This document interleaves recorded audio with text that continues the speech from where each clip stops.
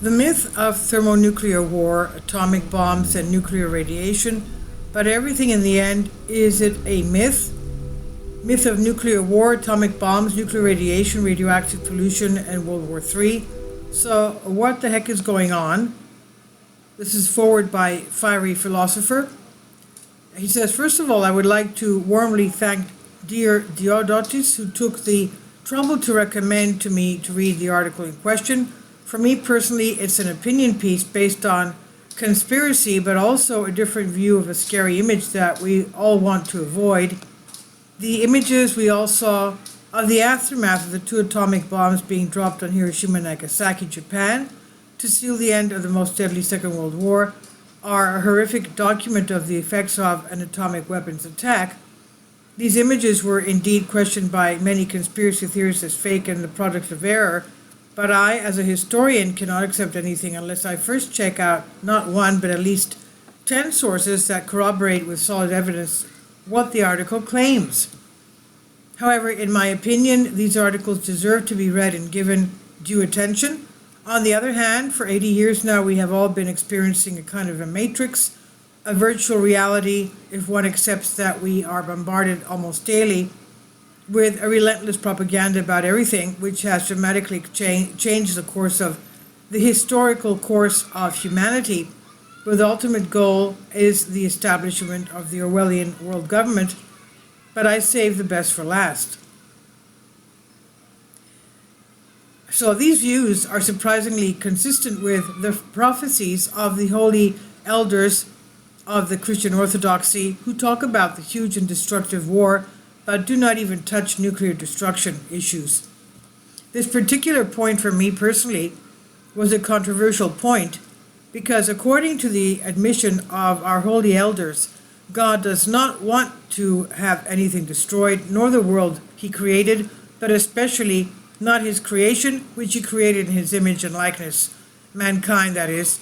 So if we assume that we are going for a world war of superpowers, their nuclear arsenals will be put to full use. With the knowledge we have today, every use of the nuclear weapon causes destruction not only in the area in which it fell, but also in general in the atmosphere that will spread its radioactive residues everywhere in the world. So how could our Maker himself, who is the ultimate ruler of all, visible and invisible, allow a satanic sylph to destroy every form of life on our planet? I completely agree that what we are going through today is nothing but a test that will bring us closer to repentance for our fall, not to kill us. This is not the purpose of divine grace. Its purpose is purely educational. At that very point, I was indeed stuck. This article, on the one hand, comes to give me another picture of things, and on the other hand, to solve the unsolved problem that was bothering me. But rationally and scientifically looking at it, it conflicts with all that I had, both myself and my fellow human beings, as unassailable evidence, as postulates, I would say. So how could all this be reversed? You will tell me I must trust in God. I'm with you on that. But even looking at it this way, you need at least 5 or 10 serious pieces of evidence to prove it. Christ told us to search the scriptures. In other words, let's look for the evidence. Here, the disciple of Christ, Thomas himself, St. Thomas, who saw the resurrected Christ before him, demanded proof of his wounds, and Christ did it without him even asking. He said, "Put your finger here on my wound." And he said, and he held out his hands for his questioning disciple to see. In any case, I hope the writer of the article is telling the truth. I personally, as a scientist and professor, take a neutral stance on everything written in the text. And the foreword was by Diodoto. Reading the article, I remember back there in the mid-'80s what a horror they had created for us with 2 films. The Day After, 1983, and When the Wind Blows, 1986. In fact, in the second, the advertising campaign spread that it was made as an animation so that the world would not suffer a strong shock. Many other related films have been made. The first, of course, was Stanley Kubrick's Dr. Strangelove, 1964, which was promoted as a black comedy.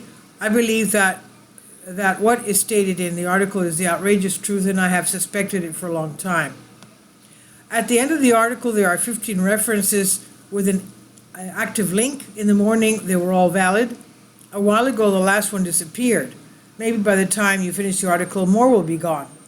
And I don't know about the videos. Our blog is one of those closely followed. It's happened at least 10 times that they disappeared from YouTube video, and we posted a few hours ago. So enjoy the article of radionuclear fraud, and let's thank our commenter, Hyperon, for suggesting it to us.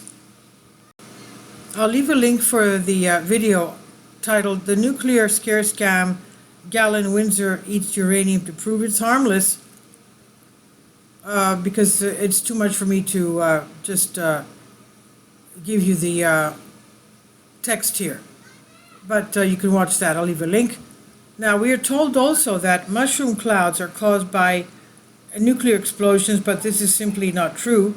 Mushroom clouds occur from any large explosion simply because the atmospheric layers and the laws of physics having to do with the atmosphere. And the mushroom cloud even forms in an aquarium with denser water at the bottom and less dense water at the top, just like our atmosphere. But who will believe the media and governments or science and evidence? The bottom line is obvious: nuclear weapons, nuclear meltdowns, nuclear radiation, essentially tiny amounts of free radicals that are essentially harmless, and the fear of global thermonuclear war that will annihilate the entire Earth could be a fantasy or a fraud. And anyone with sense can see this clearly if they believe their eyes and ears and facts and logic and science and evidence instead of years of programming that has manipulated them since childhood. Now, I'm just giving you this text. It doesn't mean I agree with it. Let's remember that we've had a nuclear disaster in Chernobyl, and we've had a nuclear disaster in Fukushima as well. And even the fish in the North Pacific Ocean, of course, are still radioactive. So I'll leave a link below for you for this anyway. Please leave your comments. Thank you for your support. Support my Patreon account. The daily posts are 5 videos daily, and they are totally different from what I have on my YouTube channel. Thank you so much for your support and that you find all my content so interesting. You'll find the Patreon account details in the description box below.